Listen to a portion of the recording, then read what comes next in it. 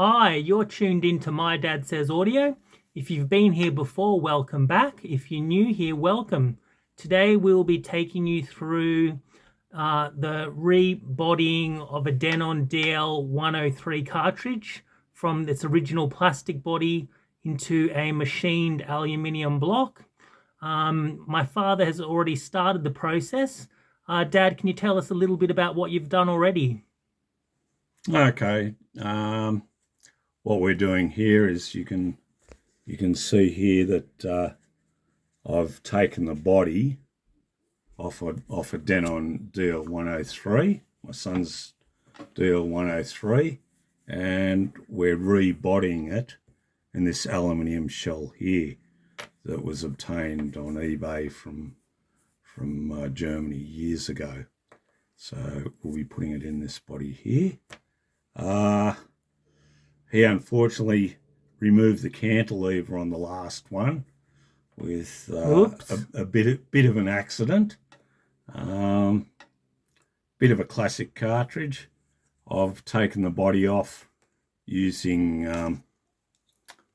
a small box cutter knife.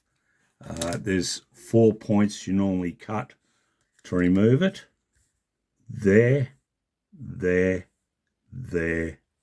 and carefully down the sides here as well. And then if you're careful, you can lift it off. There's plenty of videos online that show you how to do that, but we'll be fitting it into that. And my son will be using it on his Thorons with that has an RB250 on it with a Michelle Techno weight. A Techno weight came with an option of 3 different counterweights, and years ago I obtained the very largest counterweight out of the 3 for use in particular with a cartridge like this, which is quite a low compliance cartridge which likes to work into a bit of mass in terms of tone arms. The other thing we'll be using is this little invention here. It might look like aluminium foil, but what it is actually 2 bits of aluminium foil with a piece of polypropylene film glued in between. This is an example of constrained layer damping. How it'll work is once you've got the cartridge in there and you're in the throes of mounting it, we'll be using that in between the cartridge body. See there, stupid thing. Cartridge body, try 15 times. Cartridge body and the head shell of the Riga RB250 arm. You can see there that you don't actually need any nuts with this. It's got the 2 screws in the aluminium body there, and there we've got the screws for that at that point there. Anyway, it's a bit of a classic cartridge, and some people say, and I'm not necessarily going to dispute it, that the wooden bodies have sort of a warmer, softer tone to them. But all I'll say is I think any of these sort of body replacements, as long as it's done correctly, will give you some sort of improvement. I guess the next video on this will be my son actually having mounted it and given it a bit of a listen and a bit of a review. Yep. That'll be good. I'm looking forward to it. So that'll be like the part 2, although we are going to try with this video for me to mount this in the body. Now, I'm not going to do that on camera because it's a little bit fiddly, and the other thing is I've got to very slightly file the very front part of this very carefully, and I don't particularly feel like doing that on camera. So we'll try and come back and show you with it mounted in the body. All right, guys, we'll be back in a sec. Hi, we're back after a successful operation by my very clever dad. He has, as you can see, he has mounted it in the metal body. You've got it in the shadow. There we go, that's a bit better. Yeah. Actually, we'll move it over there. Yeah, there you go, yeah.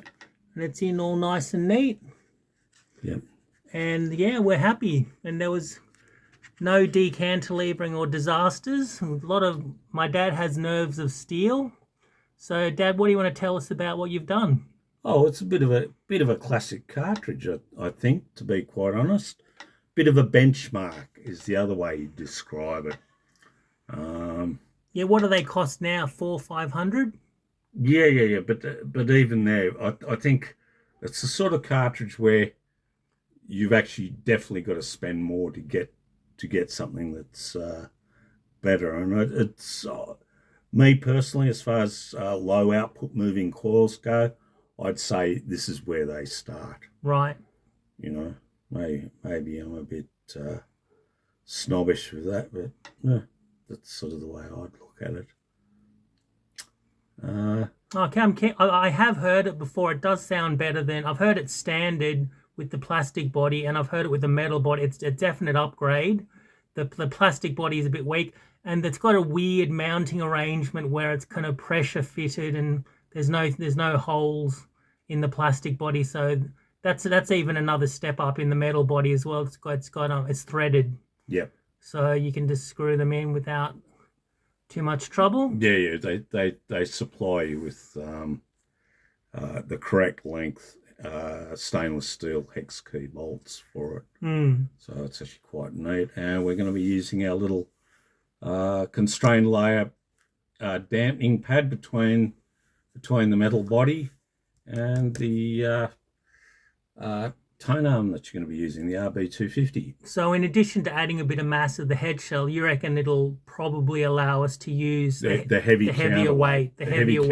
Yeah, these do like, they don't really work that well in too lightweight an arm. They actually like to work into a reasonable mass.